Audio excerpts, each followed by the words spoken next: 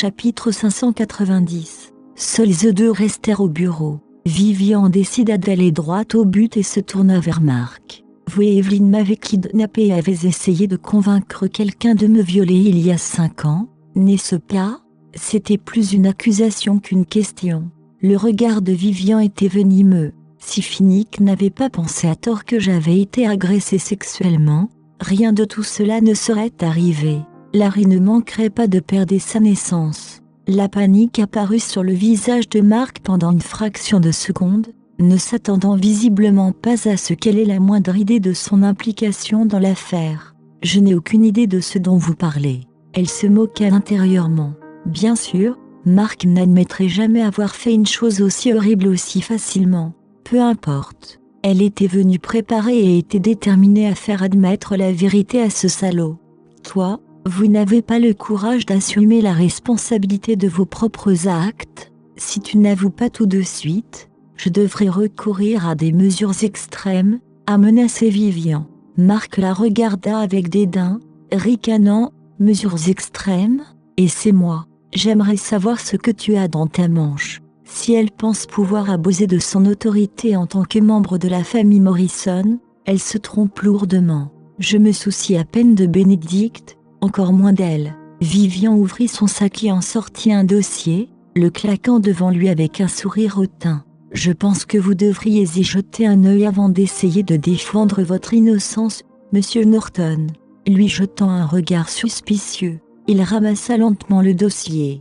Le choc et la rage éclatèrent en lui lorsqu'il examina attentivement son contenu. « D'où as-tu eu ça ?» Le document contenait des informations sur la manière dont Marc avait soudoyé les autorités compétentes lors de l'ouverture de son hôtel. Tout, de la liste des noms reçus de virements bancaires, était imprimé aussi clairement que le jour sur les papiers. « Vous oubliez que je suis journaliste et que j'ai mes sources », ricane Vivian. « Tu comptes toujours nier ce que tu as fait il y a toutes ces années. » C'était pour cela qu'elle avait demandé de l'aide à Sarah, Jenny et Inté il y a quelque temps. Heureusement, elle avait découvert quelque chose qui pourrait être utilisé contre Marc. « Que veux-tu, Marc ?» balbutia, sa voix tremblant légèrement. Il avait pensé qu'elle exagérait juste pour l'effrayer et le pousser à se soumettre, mais il ne s'était jamais attendu à ce qu'elle découvre tout cela. Si ces documents étaient rendus publics, ses projets pour l'hôtel prendraient feu et il serait très certainement jeté en prison pendant plusieurs années consécutives. À ce stade, il devrait payer pour ses crimes avec toute sa richesse et sa domination, et causer une perte énorme à la Norton Corporation. Dans le pire des cas, je pourrais même perdre la vie. Il refusait d'imaginer plus loin. « Je veux que tu racontes personnellement à Finnick comment toi et Evelyne m'avez kidnappé et m'avez piégé. Je veux que tu lui dises comment tu l'as induit en erreur en lui faisant croire que j'avais été violée. » Le corps entier de Vivian tremblait, mais sa voix était ferme et claire lorsqu'elle parlait. Elle devait faire en sorte que le coupable qu'il avait piégé pendant toutes ces années soit celui qui blanchirait son nom. Le cœur de Marc était dans sa gorge lorsqu'il rencontra le regard furieux de Vivian. Cette femme n'était clairement pas le même jeu d'enfant qu'ils avaient manipulé à leur guise dans le passé. « Je t'ai piégé, violé, je ne sais pas de quoi tu parles », insista Marc, même si son visage commençait déjà à pâlir. Comment pouvait-il dire la vérité à Finnick ? Connaissant la personnalité de cet homme, Finnick n'aurait jamais pitié de lui. Il pourrait même le traîner personnellement devant le tribunal. Finnick ne s'est jamais soucié de l'amitié ou des liens familiaux, et s'en souciera encore moins dans ces circonstances. Marc ne pouvait pas espérer qu'il lui pardonnerait étant donné qu'ils étaient frères. Finnick était bien plus terrifiant à gérer que Vivian. Alors je n'ai pas d'autre choix que de soumettre ces preuves au parquet.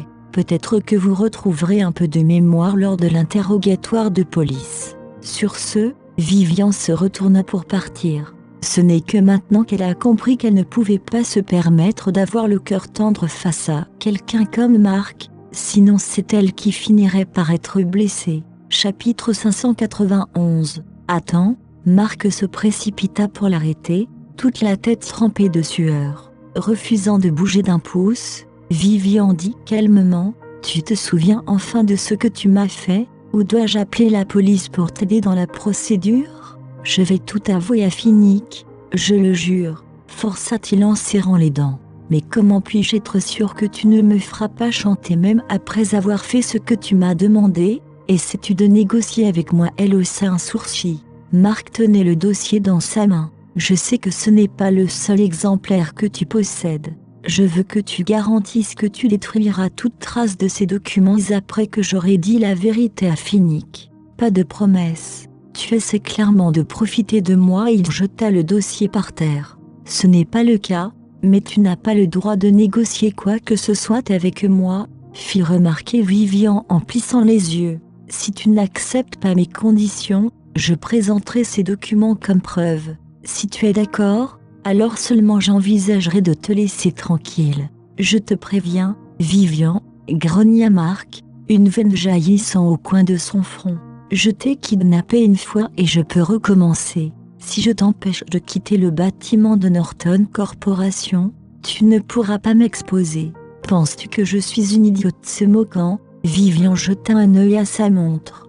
Si je ne quitte pas ce bâtiment d'ici une heure, tous ces documents seront publiés en ligne. Je ne te donne qu'une seule chance, à prendre ou à laisser. Les mains de Marc se serrèrent en poing à ses côtés. Cette femme n'était-elle pas si stupide qu'Evelyn pouvait facilement la jouer comme un violon? Comment et où a-t-elle appris à avoir des plans de secours comme celui-là? Ignorant complètement le regard qui la brûlait, Vivian se tourna vers Marc avec une expression ennuyée. Je te l'ai déjà dit, je m'appelle désormais Vivian Morrison. Je ne suis plus la Vivian William naïve et impuissante d'avant. Tu n'as pas d'autre choix que de dire oui. Être menacé par une jeune femme comme celle-ci était la chose la plus humiliante que Marc ait à subir de toute sa vie. Mais il ne pouvait pas ne pas être d'accord. C'était exactement comme Vivian l'avait dit, il n'avait pas le choix. Bien, j'irai me confesser à Finnick demain. J'espère que tu envisageras soigneusement de ne pas publier cette information, Madame Morrison. N'oublie pas que même un chien inoffensif mordra s'il est reculé dans un coin, crèche à Marc. Les quelques phrases semblaient drainer toute l'énergie de l'homme. Il a secrètement juré qu'un jour, il se vengerait d'elle. Un chiot? Vivian avait envie de rire aux éclats. Elle ne considérait pas du tout Marc comme un chiot, mais elle s'en fichait, même s'il était un tigre féroce. Elle n'avait pas peur.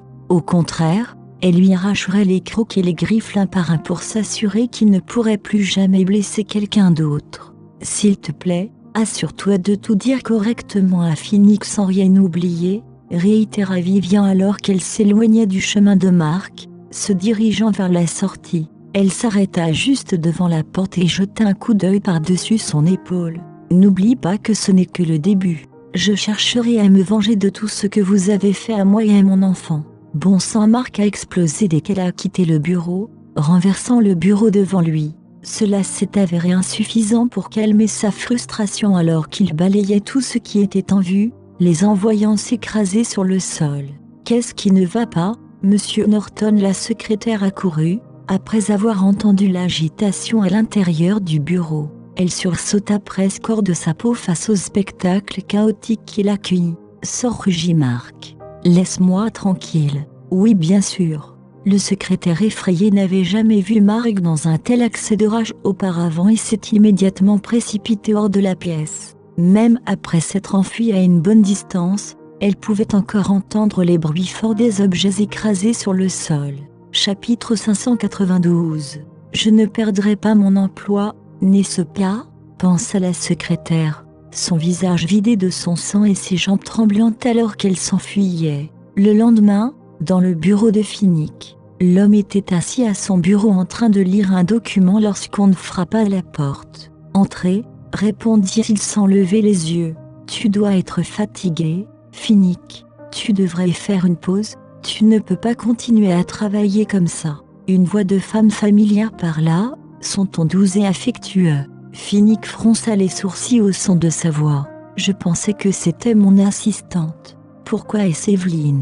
Que fait-elle dans mon bureau? Pourquoi es-tu ici? Fermant le dossier, Finnick leva un regard froid vers Evelyn. Toujours en fauteuil roulant, son apparence avait radicalement changé. Aujourd'hui, elle portait une longue robe blanche et avait drapé une couverture en laine sur ses genoux. Son maquillage léger et naturel et ses longs cheveux noirs tombant sur ses épaules aidaient à paraître innocente et gentille. En entendant la question apathique de Finnick, Elle se mordit la lèvre inférieure, les yeux rougissant légèrement avant de faire semblant de rassembler son courage et de relever la tête. J'avais peur que tu sois fatigué du travail, alors j'ai personnellement préparé ton ragoût de côte levée braisée préféré. Allez-y, essayez de goûter. Evelyne ouvrit soigneusement la boîte à lunch qu'elle avait apportée pendant qu'elle parlait, un arôme parfumé remplissant instantanément le bureau. Elle hocha la tête avec satisfaction lorsqu'elle vit la succulente coupe de côte accompagnée des légumes frais et décoratifs dans la boîte à lunch.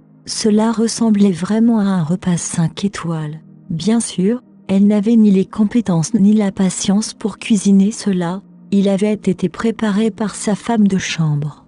Mais Finnick n'avait pas besoin de savoir ça. Tout ce qu'il avait besoin de savoir, c'était qu'elle tenait à lui, et c'était tout. Evelyne en prit une partie dans une cuillère et la tint devant lui, cajolant doucement, « C'est vraiment délicieux.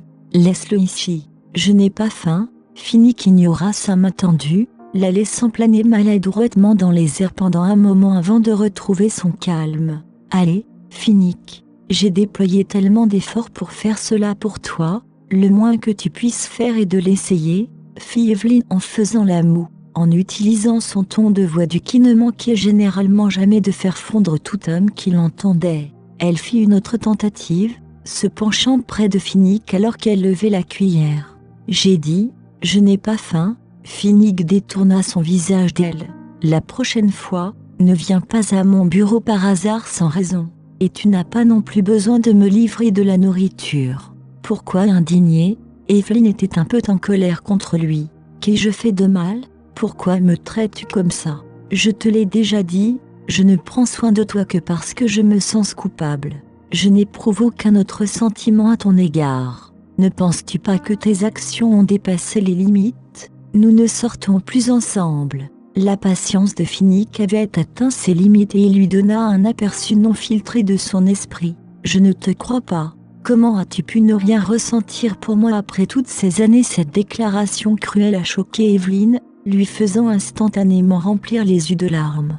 Était-ce Vivian ? Est-ce qu'elle t'a ensorcelé ou quoi ? Qu'est-ce que tout cela a à voir avec elle ? Finnick soupira, fatigué de ses bêtises. Cela a tout à voir avec elle. Sans elle, nous serions ensemble depuis longtemps. Arrête de te mentir. Je vais mettre les choses au clair tout de suite. Je ne sors pas avec toi parce que je ne t'aime pas à cause de Vivian. Même si Vivian n'était pas sur la photo, je ne sortirai toujours pas avec toi. Evelyne commença à sangloter encore plus fort. Comment cela pourrait-il être ? Il n'y a pas moyen.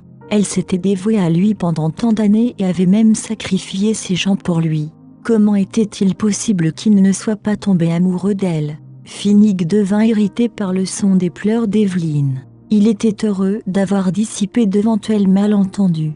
De cette façon, elle cesserait d'espérer que quoi que ce soit se passe entre eux, et il était désormais capable de fixer ses propres limites. Chapitre 593. À ce moment-là, le téléphone sur le bureau de Finnick se mit à sonner. La voix du réceptionniste résonna après avoir appuyé avec impatience sur le bouton réponse. « M. Norton, Monsieur Mark Norton est là pour vous voir. Dois-je l'envoyer ? » « Non. » Finnick a raccroché. Voir Mark maintenant ne ferait qu'aggraver son mal de tête croissant.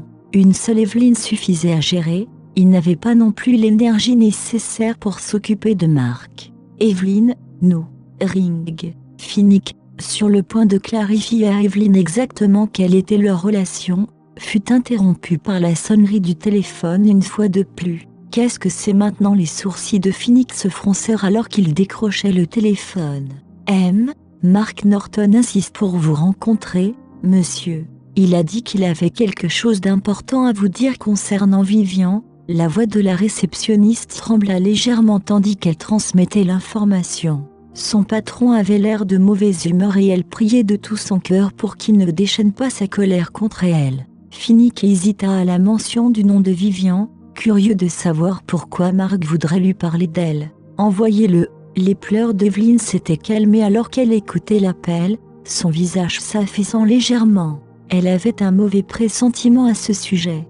De quoi Mark veut-il parler à Finnick ? Bientôt, l'assistant de Finnick conduisit Mark dans le bureau, qui ressentit un léger pincement de culpabilité lorsqu'il vit qu'Evelyn était là également. Lorsqu'il avait accepté pour la première fois d'aider Evelyn à kidnapper Vivian, ils avaient chacun des motivations et des raisons différentes pour le faire. Et Evelyn avait en effet tenu sa promesse, l'aidant à obtenir des informations qu'il utilisait pour faire chanter le groupe Finner et leur faire subir une grande perte. S'il avouait maintenant, il la jetterait sous le bus. Mais il n'avait pas le choix. Si Vivian rendait publics les documents qu'elle avait sous la main, sa carrière, son avenir et sa vie entière seraient ruinés. Et Vivian, tu voulais me dire, Finnick alla droit au but, sans prendre la peine de se lever ni de saluer. Il ne se souciait que de ce que Mark avait à dire. Si c'était le vieux Mark, il pointerait certainement du doigt Finnick et se mettrait en face,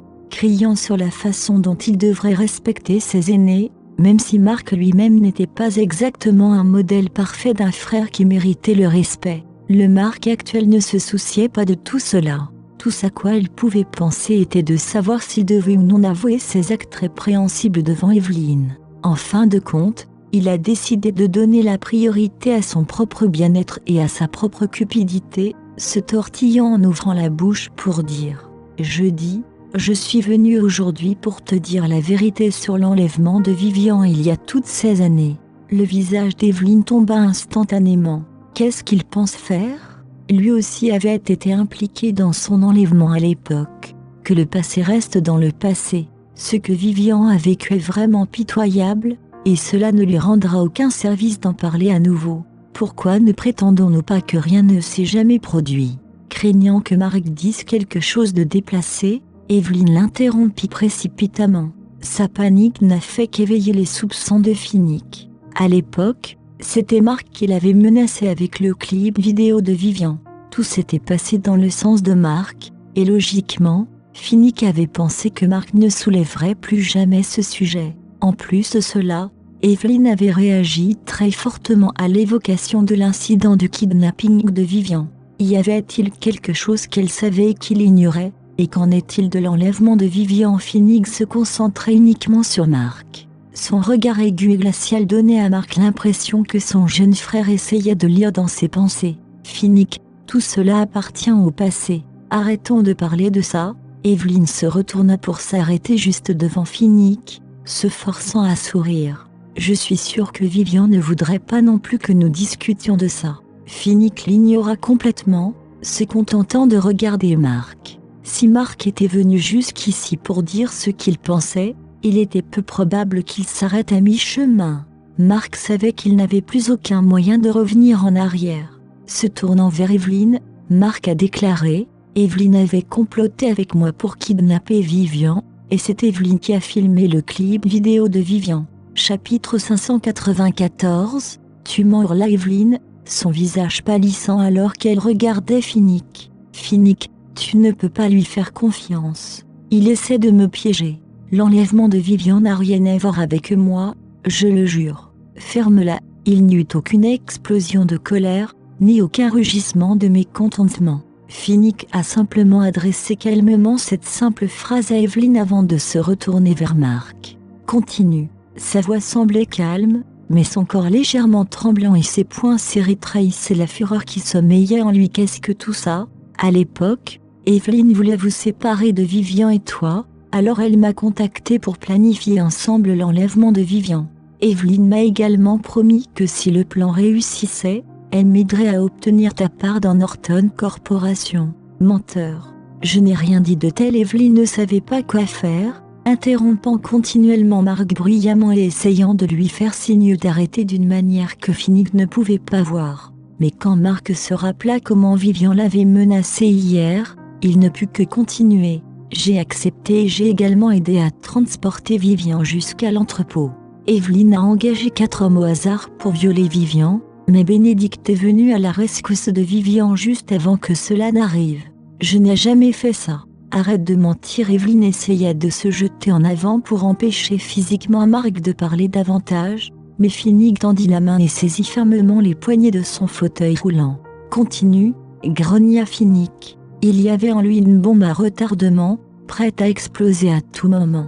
Un peu intimidé par l'aura hostile de Finnick, Marc ravala la boule dans sa gorge. Plus tard, Evelyne t'a induit en erreur en te faisant croire que Vivian avait été violée afin de creuser un fossé entre vous deux. Elle a également payé le médecin qui avait examiné Vivian pour qu'il te mente sur les résultats. Elle m'a dit que tant que tu croirais que Vivian n'était plus pure, tu lui garderais cette rancune contre elle pour toujours et que quoi que fasse Vivian, vous finiriez par rompre à cause d'un manque de confiance. Pour tenter de diminuer la colère de Finnick à son égard, Marc s'est assuré de lui dire exactement ce qu'Evelyne avait dit, mot pour mot. Non, ce n'est pas vrai. Evelyne se retourna, tirant sur le bras de Finnick pour attirer son attention. Ne le crois pas, Finnick, il ment. Comment pourrais-je te faire une chose pareille? Tu sais qu'il ne t'aime pas, il a dû tisser cette immense toile de mensonges pour nous briser et ruiner notre relation. Tu ne peux pas le croire, il dit des conneries. Finnick ne la repoussa pas, choisissant plutôt de la regarder dans les yeux comme s'il cherchait son âme. Est-ce la même fille dont j'étais amoureux quand j'étais plus jeune? Est-ce la personne dont je m'occupe par culpabilité depuis 5 ans? Comment a-t-elle pu faire une telle chose à Vivian? J'ai également amené le médecin qui a examiné Vivian. Il attend dehors. Tu sauras si je dis des conneries ou non si tu lui demandes. Craignant que Finnick ne le croie pas, Marc était vraiment allé à l'hôpital hier pour chercher le médecin d'il y a 5 ans. Au début, le médecin a refusé de témoigner de l'incident, mais Marc a menacé de raconter à ses amis et à sa famille comment il avait accepté un pot de vin pour mentir sur l'état d'un patient. Si la nouvelle éclatait, cela ruinerait sa carrière. Le médecin n'a donc eu d'autre choix que d'accepter d'accompagner Marc au cabinet de Finnick. Evelyne a failli avoir une crise de panique lorsqu'elle a entendu parler du médecin, sanglotant « Je ne connais aucun médecin. Il a dû payer quelqu'un pour me piéger. Finnick, s'il te plaît, ne les crois pas. C'est un piège. » Elle essaya de s'accrocher à son bras, mais Finnick le repoussa violemment. « Laisse entrer le médecin. Je veux entendre ce qu'il a à dire, » ordonna-t-il, son ton de voix étant suffisamment froid pour que l'enfer se termine. Marc sortit rapidement son téléphone et composa un numéro. Peu de temps après, un médecin d'âge moyen avec une panse de bière a frappé à la porte et est entré dans le bureau. Chapitre 595. Dites-moi si ma femme a été agressée sexuellement il y a 5 ans, a demandé Finnick, les poings serrés alors qu'il levait l'homme en face de lui avec un regard d'acier. Même si le médecin était devenu assez potelé, Finnick le reconnut immédiatement comme étant le même médecin qui lui avait dit que Vivian avait effectivement été agressée. Non, non, votre femme n'a pas été violée, monsieur, affirma rapidement le médecin, clairement intimidé par Finnick. Après toutes ces années, ce monsieur Norton était devenu encore plus terrifiant que lors de leur dernière rencontre. Ses genoux faillirent s'affaiblir juste à cause de la force du regard de Finnick. Essuyant la sueur sur son front, le médecin fit signe à Evelyne. C'est tout le travail de cette dame. Elle m'a demandé de vous mentir et m'a donné une énorme somme d'argent. J'ai seulement accepté parce que je voulais de l'argent, alors s'il vous plaît, ayez pitié de moi. J'ai une grande famille à subvenir aux besoins. Je ne peux pas perdre mon emploi à l'hôpital. Eh non, tu mens. Evelyne hurla à plein poumon, presque sur le point de s'arracher les cheveux. Je ne sais même pas qui tu es. Tout cela n'a aucun sens. N'essayez pas de me rejeter la faute, jeune femme, protesta le médecin. Vous m'avez donné une somme d'argent pour mentir à cet homme ici que sa femme avait été violée. Pour ne pas le rendre suspect, vous m'avez même fait dire que sa femme avait développé une amnésie sélective à cause du stress qu'elle avait subi. Et vous m'avez même fait dire à tout le monde qu'il valait mieux ne pas lui demander ce qui s'était passé au cas où cela déclencherait son traumatisme. J'ai tout fait exactement comme vous l'avez dit. Alors comment pouvez-vous m'accuser de mentir maintenant? Je ne vais pas prendre la responsabilité à votre place. Non, non, vous mentez tout. Evelyne était à court de mots, ne pouvant que répéter cette phrase encore et encore. Tous ses plans et efforts pour que Finnick l'aime s'étaient effondrés en quelques minutes seulement. Comment les choses se sont-elles déroulées ainsi? Pourquoi Marc avoue-t-il soudainement à Finnick qu'est-ce qui se passe ici? En observant la réaction d'Evelyne, Finnick était désormais pleinement convaincu que Marc et le médecin disaient la vérité. Mais comment cela a-t-il été possible? Pourquoi la vérité s'est-elle avérée être celle-ci, entre autres? Pour la première fois de sa vie, Finnick ne savait pas quoi faire. Si Vivian n'avait pas été violée, alors cela signifiait que l'enfant dans son ventre était le mien. Finnick ne voulait rien d'autre que se gifler, sur le champ. Tous les souvenirs lui revinrent soudainement. Il se souvenait du moment où Vivian avait joyeusement annoncé la nouvelle qu'elle était enceinte. Il se souvenait de ses yeux peinés et déçus lorsqu'il lui avait dit qu'il ne voulait pas de l'enfant. Il se rappelait comment elle l'avait désespérément supplié de la croire, de croire que l'enfant était le sien. Il se souvenait de la façon dont elle avait essayé de le convaincre qu'Evelyne l'avait piégé. En réponse, non seulement il avait choisi de ne pas la croire et de faire tout ce qu'il pouvait pour la protéger, elle et son enfant, mais il l'avait harcelée à maintes reprises pour qu'elle avorte du bébé. Tout est de ma faute. S'il ne lui avait pas fait subir cette torture, le bébé que lui et Vivian attendaient avec tant d'impatience ne serait pas mort. Sa fausse couche ne se serait jamais produite. Mon Dieu, leur premier enfant ensemble était mort dans le ventre de leur mère à cause de son erreur. Le bébé n'a même pas eu l'occasion d'ouvrir les yeux et de jeter un œil au monde qui l'entourait. Finnick, je suis venu ici aujourd'hui pour expliquer tout ce qui s'est passé. Tu me crois, n'est-ce pas? Et le rugissement furieux de Finnick interrompit Marc. Il avait finalement fait sauter son haut, attrapant le téléphone sur son bureau et le lançant sur Marc. Hors de ma vue, je m'occuperai de toi plus tard. Marc avait l'air mécontent d'avoir été touché par le téléphone. Personne ne lui avait jamais lancé quelque chose comme ça auparavant. Même lorsque son grand-père s'était mis en colère contre lui lorsqu'il était enfant, il ne l'avait grondé que verbalement. Pour qui Finnick se prenait-il pour le traiter de cette façon? Marc aurait aimé pouvoir monter et frapper Finnick en plein visage, mais la situation d'aujourd'hui était particulière. Il s'était creusé dans ce trou, et Vivian avait encore la preuve de son affaire de corruption. Bien, les mains de Marc se formèrent en point. Il y aurait d'autres chances de se venger de Finnick. La chose la plus importante pour lui maintenant était de retrouver Vivian et de lui dire qu'il avait fait ce qu'elle lui avait dit de faire. Espérons qu'elle ne rendra pas publics les documents. Si elle le faisait, il veillerait à l'entraîner en enfer avec lui. Chapitre 596. Tirant des poignards sur Finnick, Marc réprima sa colère bouillonnante et partit. Il a juré de se venger de l'humiliation d'aujourd'hui. Que ce soit Finnick ou Vivian, aucun d'entre eux n'en sortira indemne. Je leur ferai payer pour ce qu'ils ont fait. Le médecin sortit précipitamment après Marc, trop effrayé pour se trouver dans le même espace que Finnick. Toute cette épreuve est-elle terminée? Il n'arrivera rien à ma carrière, n'est-ce pas? Les deux messieurs ne peuvent-ils pas simplement ignorer ma présence et prétendre que je n'existe pas? Un immense regret enflait en lui. Il n'aurait jamais dû accepter de participer en premier lieu.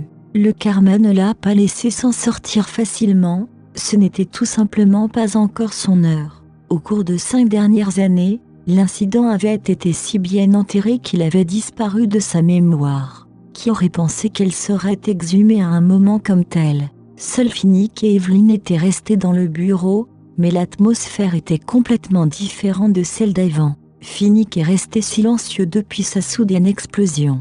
En fait, il n'a même pas accordé un regard à Evelyne. Il resta assis en silence, la tête baissée. Il était impossible de dire ce qui lui passait par la tête. Ce côté de Finnick était encore plus effrayant pour Evelyne. Elle avait grandi avec Finnick et avait passé les 5 dernières années avec lui. Donc elle le comprenait dans une certaine mesure. S'il lui criait dessus, cela signifiait que quelque part au plus profond de lui, il avait toujours envie de lui faire confiance. Mais maintenant, désormais, il refusait de parler ou même de reconnaître sa présence. Est-il convaincu que je suis l'auteur du crime? Est-ce le calme avant la tempête? Que va-t-il me faire? Non, je ne peux pas perdre Finnick. Elle n'était plus la princesse de la famille Morrison. Elle avait jeté tout ce qu'elle avait pour Finnick, sa capacité à marcher, son identité et son style de vie luxueux. Elle n'aurait plus rien si elle perdait la protection de Finnick et son statut de Madame Norton. Comment vais-je traverser le reste de ma vie? La peur secoua son corps alors que son esprit nageait avec des pensées intrusives.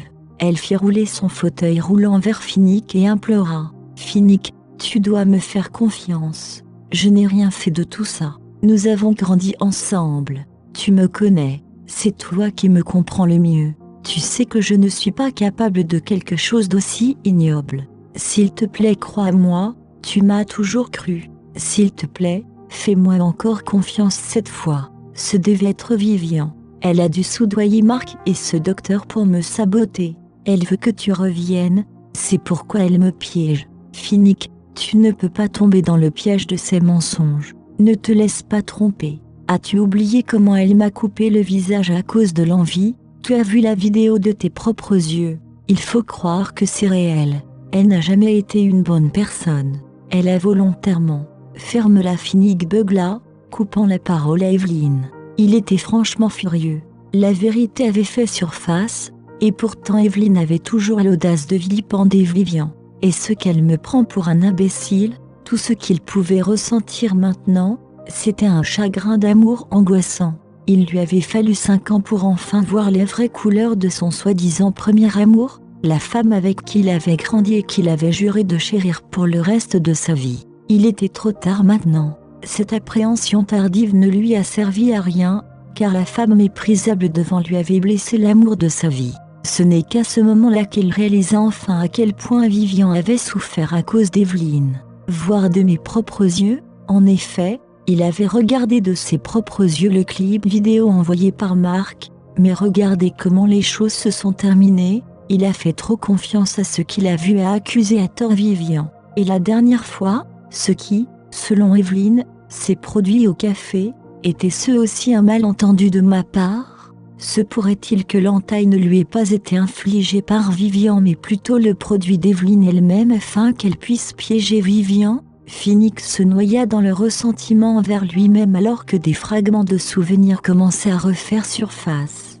Comment ai-je réagi à ce moment-là? Vivian l'avait supplié de lui faire confiance, sanglotant inconsolablement en expliquant qu'Evelyne avait trébuché exprès pour la piéger, mais il avait refusé de la croire. Au lieu de cela, il s'est lancé dans une tirade colérique, affirmant qu'elle avait été aveuglée par la jalousie. Après cela, chapitre 597, point de suspension. Elle l'a supplié de croire que l'enfant qu'elle portait était le sien. Il l'a persuadée à maintes reprises d'avorter. Elle a dû avoir peur à ce moment-là. Elle devait espérer ardemment que je lui ferais confiance, que je la protégerais ainsi que notre enfant. Mais j'étais un bêtard. Je n'ai jamais accepté cet enfant comme le mien. Même après avoir concédé pour le bien de Vivian, je n'ai jamais aimé l'enfant. C'était son enfant biologique, son premier-né. Pourtant, Finnick avait abhorré l'enfant innocent, détestant qu'il y vécût. Par la suite, ses prières se sont réalisées, l'enfant a cessé d'exister avant d'avoir eu la chance de voir le monde. Finnick ne saurait jamais à quoi ressemblerait cet enfant à naître. Il se demandait si c'était un garçon ou une fille. Finalement, Vivian fut déçue par lui. Elle l'a quitté, lui et le pays, pour se rendre dans un pays étranger pour repartir à zéro. Lorsqu'elle revint des années plus tard, elle n'était plus la Vivian William qu'il connaissait. La femme qui est revenue était Vivian Morrison.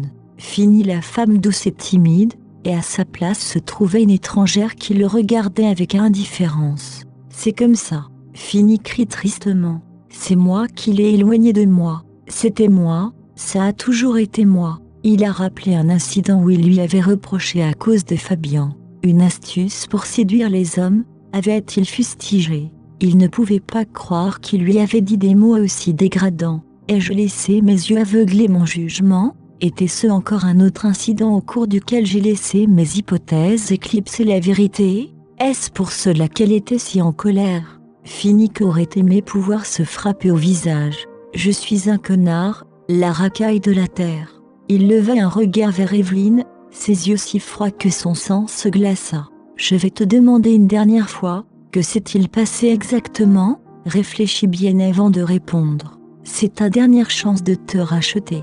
Quand Evelyne remarqua la rage qui brillait dans les yeux de Finnick, elle finit par comprendre que rien de ce qu'elle dirait ne la sauverait. Finnick avait perdu toute confiance en elle. Il ne la détesterait que davantage si elle continuait à le nier. Oui, j'ai tout fait, s'est-elle effondrée et admis. Les larmes coulaient sur son visage alors qu'elle pleurait d'angoisse. Mais j'ai tout fait pour toi, Finnick. C'est parce que je t'aime tellement. J'avais tellement peur de te perdre que j'ai eu recours à des méthodes aussi mesquines.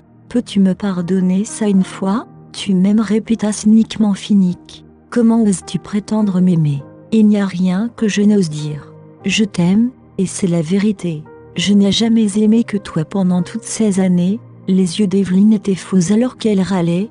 Je t'ai connu en premier, et je t'ai aimé en premier. De quel droit Vivian a-t-elle d'être avec toi? Comment est-elle meilleure que moi? Rien chez elle n'est digne d'être avec toi.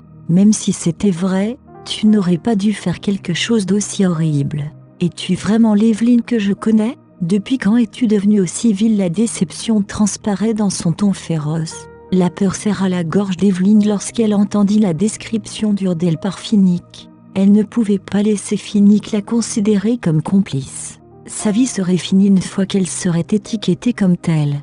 Ce n'est pas vrai. Finnick, tu ne peux pas dire ça de moi. Je ne suis pas une personne horrible, j'étais juste submergée par la jalousie. Je sais maintenant que ce que j'ai fait était mal. S'il te plaît, pardonne-moi. N'est-ce pas? Evelyne tendit la main pour saisir la main de Finnick, mais il repoussa sa main tendue. Finnick, je ne peux pas vivre sans toi. Je ne suis rien sans toi. J'ai déjà perdu mes jambes. Je ne peux pas non plus te perdre. Finnick, tu es la raison pour laquelle je ne peux pas marcher maintenant. Tu ne peux pas m'abandonner. Tu m'avais promis. Tu as juré que tu serais à mes côtés pour toujours.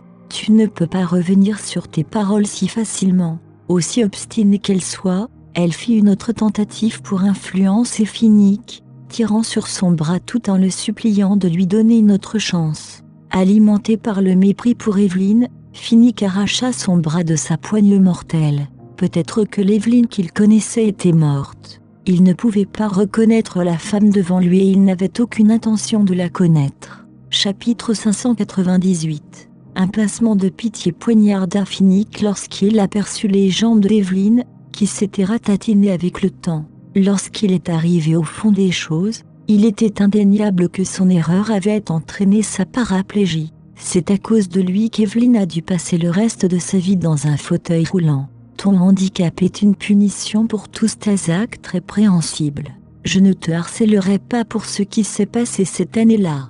À partir de maintenant, nous sommes quittes. Je ne te dois rien, et toi non plus. Moi, je n'ai plus rien à voir avec toi à partir d'aujourd'hui. Après avoir dit son article, Finnick se tourna rapidement pour partir. Maintenant qu'il avait mis les choses au clair, il ne voulait plus passer une seconde de plus avec la femme. Tu ne peux pas me faire ça. Finnick, tu ne peux pas m'abandonner. Evelyne a crié. Elle se précipita pour attraper Finnick, mais ses foulées étaient si larges qu'il devint hors de sa portée. Cet élan soudain lui a fait perdre l'équilibre et elle est tombée de son fauteuil roulant. Refusant d'abandonner, Evelyne rampa en avant sur ses bras, ses jambes le traînant derrière elle comme un poids mort. Elle s'accrochait à l'ourlet du pantalon de Finnick en criant « Finnick, tu ne peux pas me traiter de cette façon. Je n'ai rien sans toi. Tu es tout ce que j'ai maintenant.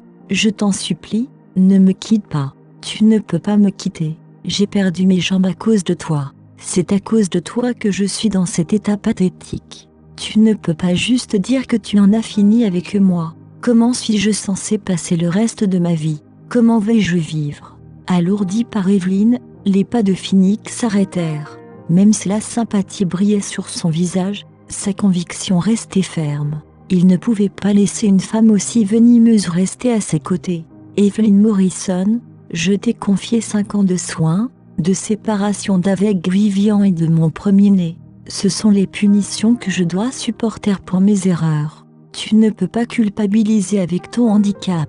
J'ai déjà payé mon prix. Je ne te dois plus rien. Finnick fit un grand pas en avant et quitta le bureau sans un regard en arrière. Evelyne brailla tandis que Finnick disparaissait de son champ de vision, sa douleur et son chagrin se traduisant en gémissements. Toutes mes années de dur labeur se sont envolées en quelques secondes. L'indignation montait en elle. Ce n'est pas la fin. Les cris d'Evelyne pénétrèrent les murs du bureau et envahirent les oreilles de Finnick. Irrité, il a sorti son téléphone et a appelé Noah. Evelyne est dans mon bureau maintenant. Faites tout ce qu'il faut pour la faire partir. Je ne veux pas la voir au bureau à mon retour. Sur ce, Finnick raccrocha et sortit du bâtiment à grands pas. Il y avait autre chose qui exigeait son attention. Le comportement de Marc aujourd'hui était bien trop particulier. Il n'était pas du genre à révéler ses actes répréhensibles sans y être invité, ce qui signifiait qu'il y avait un secret plus mortel caché dans l'obscurité, et Finnick devait le révéler rapidement. Dans l'état actuel des choses, il mourrait avant de laisser quoi que ce soit nuire à Vivian. Noah a immédiatement compris la situation après avoir reçu l'appel de Finnick. Seules les actions odieuses d'Evelyn pouvaient susciter une émotion aussi intense chez Finnick, ce qui signifiait qu'il avait découvert ses secrets. La juxtaposition de l'exaltation et de la détresse provoqua un malaise dans l'estomac de Noé. Il était heureux que Finnick ait enfin vu à travers la façade d'Evelyn, mais en même temps, l'inquiétude que Finnick soit au courant de son implication tourmente Noah. Il ne l'a pas découvert, n'est-ce pas ? Il ne m'aurait pas demandé de m'occuper d'Evelyn s'il l'avait fait. Rassuré par son propre raisonnement, Noah s'est précipité dans le bureau de Finnick, espérant aller au fond des choses. La première chose que Noah remarqua en entrant dans le bureau fut la forme prostrée d'Evelyn sur le sol. Son épaule trembla alors qu'elle pleurait, rattrapée par la misère. La scène aurait dû susciter l'empathie, mais la satisfaction a plutôt rempli Noah. Les femmes comme elles méritent d'être punies.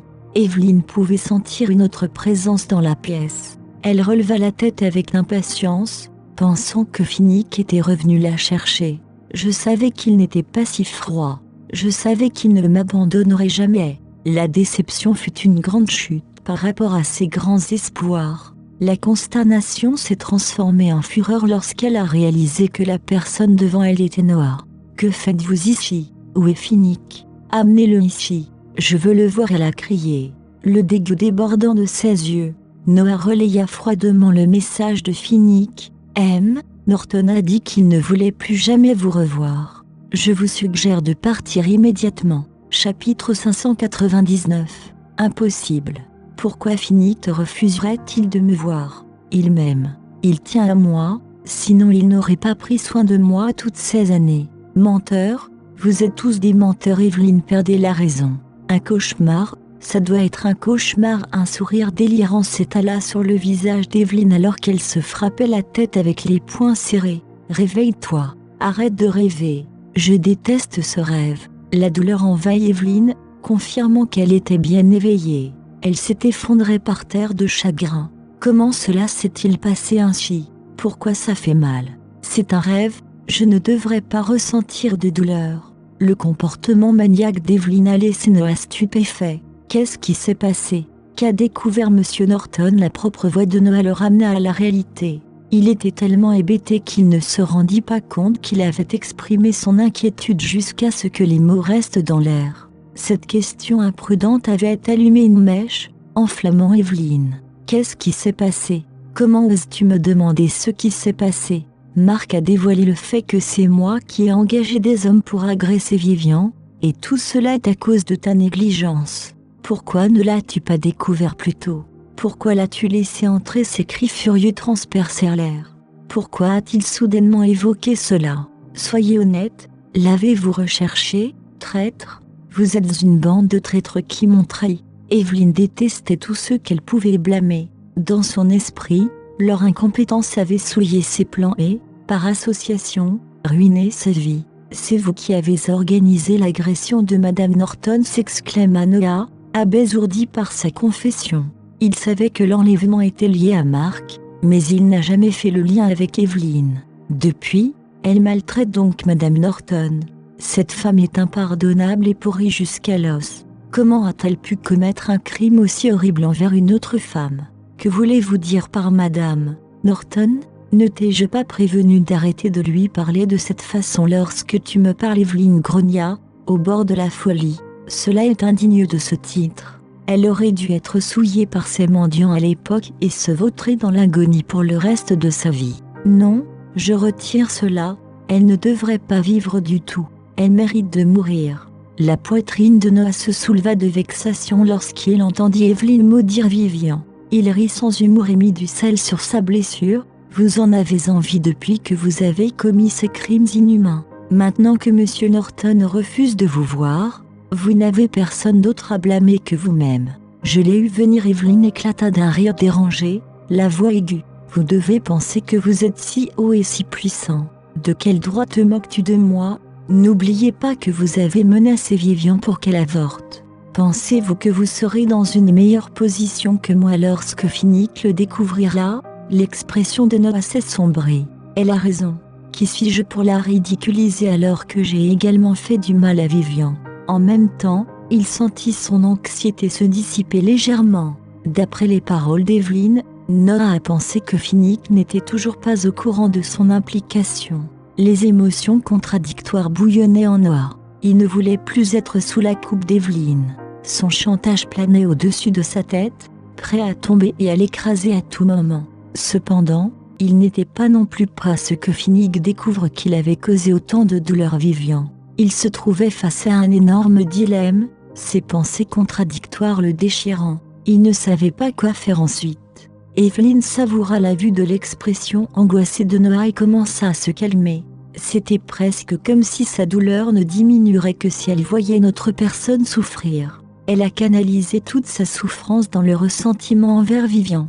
Tout est de sa faute. Dès le début, Vivian a été le seul obstacle entre moi et Finnick. Je n'arrive pas à croire qu'il existe quelqu'un d'aussi exaspérant qu'elle. Rachel aurait dû étrangler Vivian à mort à la naissance. Pourquoi a-t-elle laissé vivre cette pute? Maintenant, elle veut mon statut de fille la plus précieuse des Morrison, ainsi que Finnick. Evelyne était vidée de toute émotion sauf de la haine pour Rachel et Vivian. Elle devrait mourir d'une mort douloureuse et souffrir en enfer. C'était la seule façon pour elle de ressentir du soulagement. Ce n'est qu'après leur mort qu'elle pourra mener une vie heureuse.